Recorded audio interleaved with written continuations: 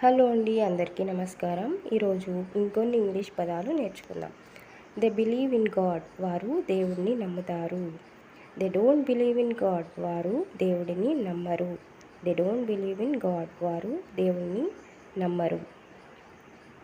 They believe in superstitions, వారు మూఢనమ్మకాలు నమ్ముతారు. దే బిలీవ్ ఇన్ సూపర్స్టిషన్స్, వారు మూఢనమ్మకాలు నమ్ముతారు. They don't believe in superstitions, వారు మూఢనమ్మకాలు నమ్మరు. They don't believe in superstitions, వారు మూఢనమ్మకాలు నమ్మరు. He doesn't believe in superstitions, అతను మూఢనమ్మకాలు నమ్మడు. He doesn't believe in superstitions, అతడు మూఢనమ్మకాలు నమ్మడు.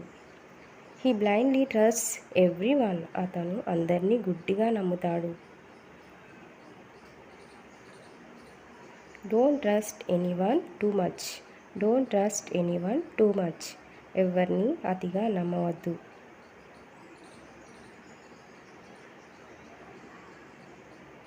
Don't rely too much on others for money, don't rely too much on others for money, డబ్బు కోసం ఇతరులపై ఎక్కువగా ఆధారపడవద్దు.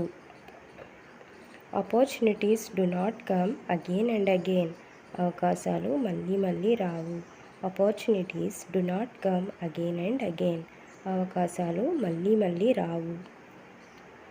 So don't miss the opportunities, కాబట్టి అవకాశాలను వదులుకోవద్దు.